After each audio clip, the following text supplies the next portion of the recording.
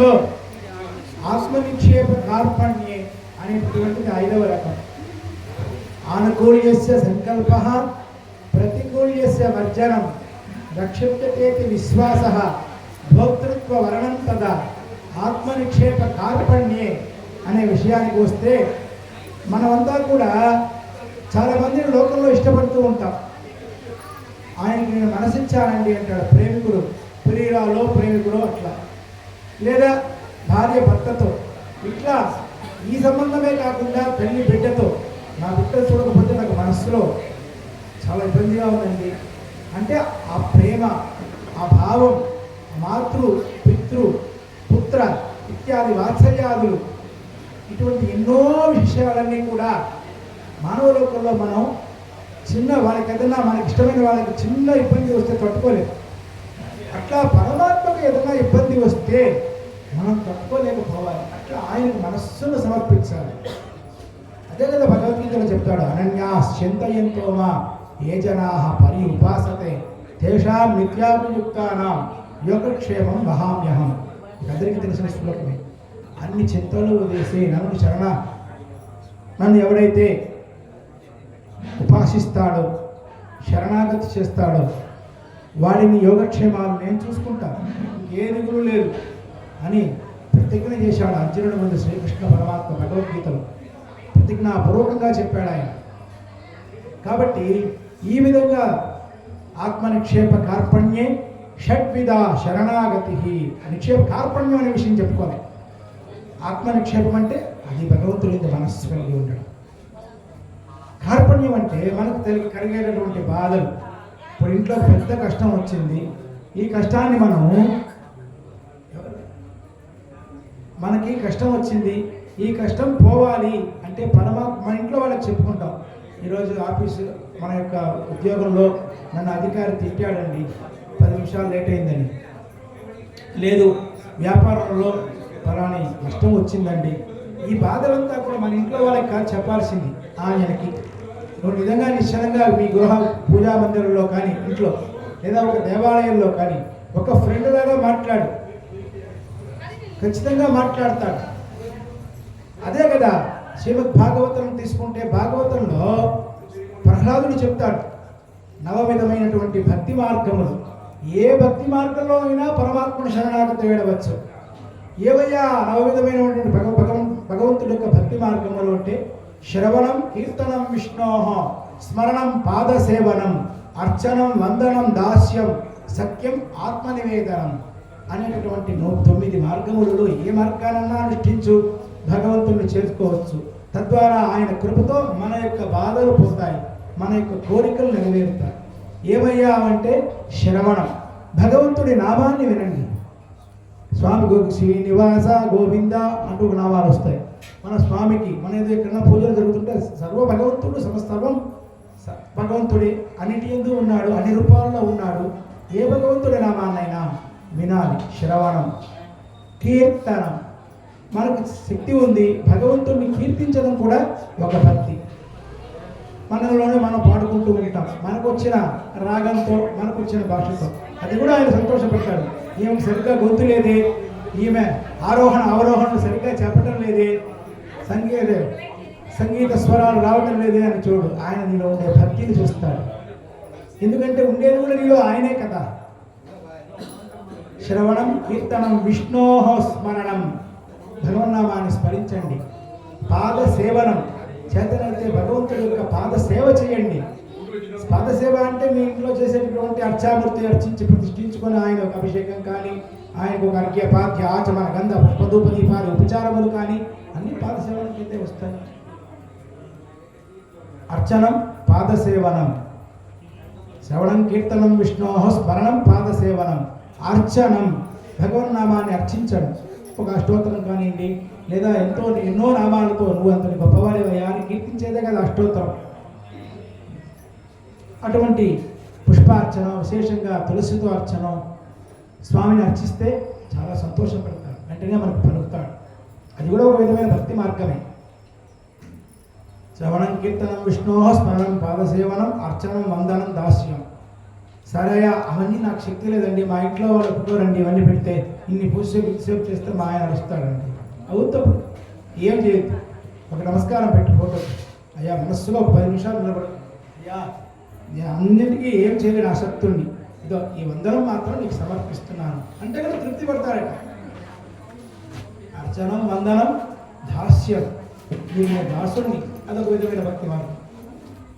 అర్చనం, వందనం, దాస్యం, సఖ్యం, నేను ఇవన్నీ చూసుకోలేనండి, నేను మోడర్న్ ఒక ఫ్రెండ్ లాగా ట్రీట్ చేస్తాను, చెయ్యి, తప్పులేదు. నేను ఆ బెస్ట్ ఫ్రెండ్గా అనుకో నారాయణుడిని, అట్ట కూడా పలుకుతాడు ఆయన, నీతో సమానంగా ఆడుతాడు, పాడుతాడు, అంతటి శక్తి ఉంది, ఎందుకంటే ఆయనే సర్వం. అది కూడా చెప్పాడు, సఖ్యం, సహితాన్ని చెయ్యి. చివరిది ఆత్మయోగులు శక్తులు చేసేది ఆత్మ నివేదనం, మన యొక్క ఆత్మని ఆయనకి సమర్పించడం. అంటే అతను తప్ప ఇందాక చెప్పినట్టు ఇంకా ఎవరూ లేరు, అతనే నాకు సర్వం. ఇప్పుడు ఈ సన్యాసులు, యోగులు సక్రమమైనటువంటి వాళ్ళు ఈ ఆశ్రమ స్వీకారాన్ని ఎందుకు చేస్తారంటే ఇంకా పరమాత్మ కదా మంత్రాల్లో అవుతుంది, కర్మ నాన ప్రజయాధనే నత్యాగే నైకే అమృతత్వ మానసు అని వేదం చెప్తోంది. ఏ కర్మతో సంబంధం ఉండు, ప్రజయాధనేన, ప్రజలతో సంబంధం లేదు, ప్రజ అంటే భార్యా బిడ్డలు, ధనంతో సంబంధం లేదు, అన్నీ వదిలేశాడు అమృతత్వం కోసం ఆ పరమాత్మ యొక్క పాదాలకు చేరిపోవాలి, మోక్షాన్ని పొందాలి అనేవాడు ముముక్షువు, ఆయనే సన్యాసి. ఇట్లా వచ్చేదాన్ని ఆ యొక్క ఆత్మనివేదనం అనే భక్తి. ఇట్లా 9 విధమైన భక్తి మార్గంలో ఏ భక్తి మార్గాన్నైనా అనుసరించి మనం భగవంతుడిని చేరుకోవాలి.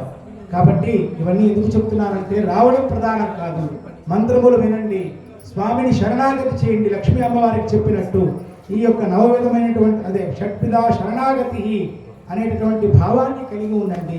పరమాత్మ మీకు తొందరగా అనుగ్రహించి ఈరోజు జరిగేటటువంటి శాస్త్రం ఇంకోటి కూడా చెప్పింది. ఇప్పుడు స్వామి చెప్పాడు మనకి, వరుణుడు అనుగ్రహించాడయ్యా, తప్పున వాన పడింది అన్నారు. దానికి శాస్త్రంలో ఒక గొప్ప విషయం, అయ్యా స్వామి ప్రతి సంవత్సరం యజ్ఞాలు చేస్తున్నాం, మా ఇంట్లో కూడా ఏదో పూజలు చేస్తున్నాం, అన్నీ చేస్తున్నాం.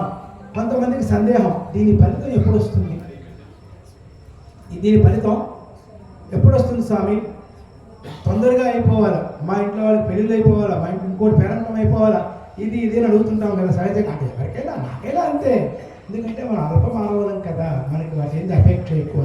మన ఇంట్లో వాళ్ళు బాగుంటే మనం బాగుంటాం, మనం ఆనందంగా ఉంటాం. అది సామాన్యమైనటువంటి కోరికే, ఉండవలసిన కోరికే, తప్పులేదు. మన బిడ్డలు ఎదగాలి, పిల్లలు చదువుకోవాలి అని ఉంటుంది. కానీ ఇది ఎప్పుడైపోతుంది స్వామి, ఎప్పుడైపోతుంది స్వామి, దానికి శాస్త్రం చెప్పింది. ఒక ఏ కార్యమైనా, మంచి అయినా చెడైనా, అది పాపకార్యమైనా పుణ్యకార్యమైనా, త్రిభిర్వర్షై త్రిభిర్మాసై త్రిభిర్పక్షై త్రిభిర్దినై అత్యుత్కటై పాప పుణ్యై ఇహ ఇవ ఫలమశ్నుతే అని శాస్త్రధర్మం. మంచి పనైనా చెడ్డ పనైనా ఎప్పుడు ఫలిస్తుందంటే త్రిభిర్వర్షై, మీరు చేసిన పని 3 సంవత్సరాల దాకా లాక్కోపోవచ్చు, 3 సంవత్సరాలకు జరుగుతుంది ఖచ్చితంగా. త్రిభిర్వర్షై త్రిభిర్మాసై, 3 మాసంలో జరగచ్చు. మీకు యోగం బాగుంటే, నేను చెప్పాను కదా, భగవంతుడి నుండి ఉండే విశ్వాసం, ఆ మనస్సుతోనే మీకు ఈ ఫలితం. నేను ఏదో మైండ్ అదేంటంటే బాడీ ప్రజెంట్ మైండ్ ఆబ్సెంట్ అంటే దానికి ఎవరు ఏం చేయలేడు. 3 ఏళ్ళు కాదు 10 ఏళ్ళైనా జరగదు. ఆ విశ్వాసం ఉండాలి, పరమాత్మను పూర్ణంగా నమ్మగలగాలి. అందుకు అప్పుడు చెప్తోంది వాళ్ళకి, నువ్వు ఇట్లా నమ్మకుండా కూర్చుంటే 3 ఏళ్ళు అవుతుంది. త్రిభిర్వర్షై త్రిభిర్మాసై త్రిభిర్పక్షై, ఇంకా యోగం బాగుంది, 45 రోజుల్లో నీ పని అయిపోతుంది స్వామి, జరిగిపోయింది, సక్సెస్ అంటారు. త్రిభిర్దినై, ఇంకా గొప్పవాడు, వాడి పాపమంతా హరించాడు పరమాత్మ, పూర్ణంగా శరణాగతి వెళ్ళాడు, 3 రోజుల్లోనే పని అయిపోతుంది. అత్యుత్కటై, ఎటువంటి కఠినమైన పాపమైన బాగా గొప్ప పుణ్యమైన అక్షరం ఇక ఇవ ఫలమశ్నుతే, ఈ భూలోకంలో ఫలితాన్ని ఇస్తుంది అని చెప్పి శాస్త్రవచనం, ధర్మశాస్త్రం చెప్పిన మాట. కాబట్టి భగవంతుని శ్రద్ధతో సేవించుకొని మనమందరం కూడా ధరిద్దాం. మనకి ప్రవచనం ఎంత ప్రధానమో స్వామి మంత్రోచ్చారణ కూడా అంతే ప్రధానం. కాబట్టి మనం స్వామి యొక్క యాగానికి ముందుకు వెళ్దాం. ఏడుకొండల స్వామి వెంకటరమణ గోవింద గోవింద, బాంధవ అనాథ రక్షక గోవింద గోవింద. పాపాలన్నీ పోవాలంటే గోవింద నామం చేయాలి. గోవిందుడన్న ఆ నారాయణుడే, సర్వం ఆయనే, కలియుగ ప్రత్యక్ష వెంకటేశ్వర స్వామి. కాబట్టి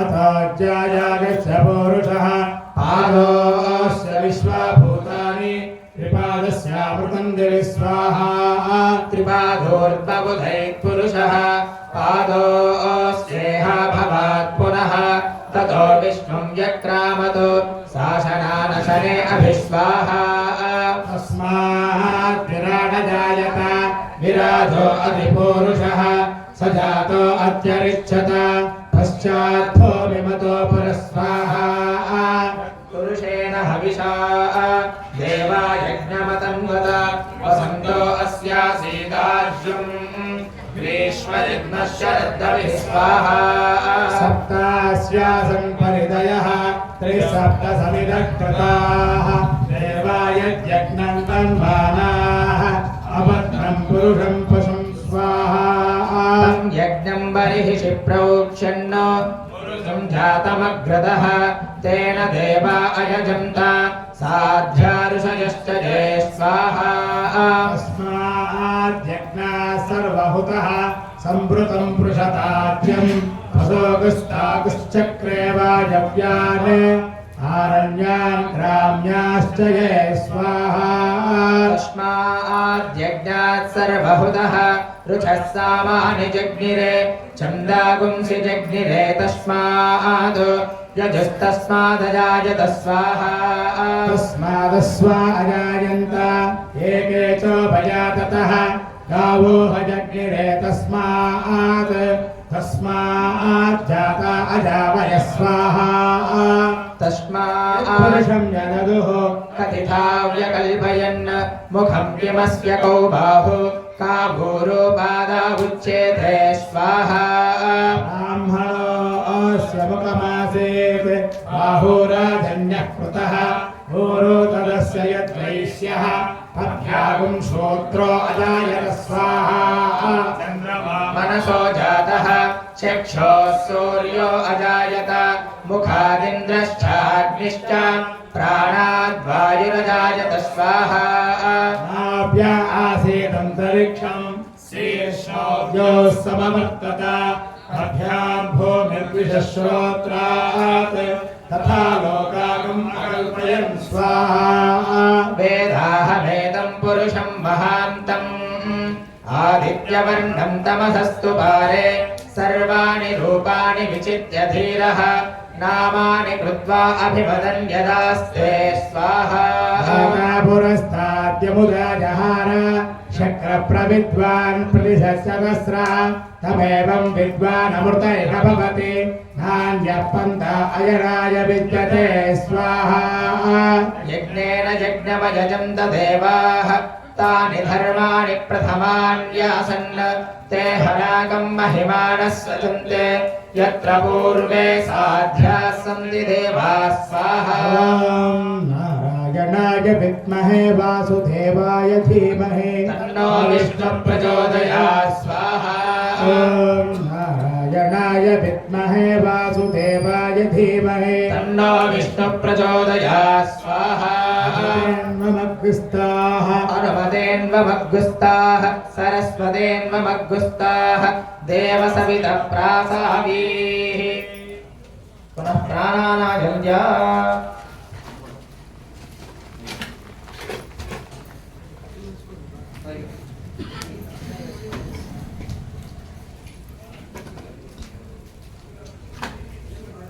आचार्यः प्राणानायम्या पूर्वक्रियमंगल विशेषण विशिष्टाय श्याम सुवेदो भगवताज्ञया भगवतीरूपम्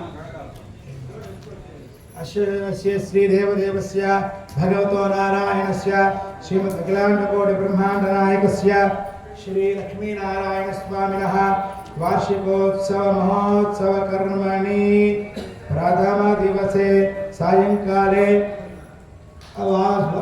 वृत्तकुंड अग्नि आराधन हवन कर्मणि मध्ये हयक्रियवेष्टि कर्मणि संकल्पित वृत्तकुंड अग्नि आराधन हवन कर्मणि मध्ये यथाशक्ति मंत्र होमं होष्यामि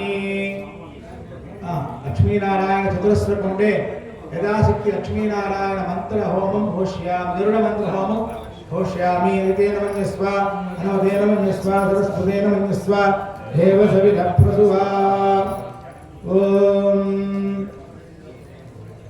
అందరూ కూడా హయగ్రీవ స్వామిని ఒక్కసారి తలుచుకుందాం. హయగ్రీవ జరుగుతోంది కదా, నేను చెప్పినటువంటి హయగ్రీవ ధ్యాన శ్లోకాన్ని అందరం కూడా నటిద్దాం.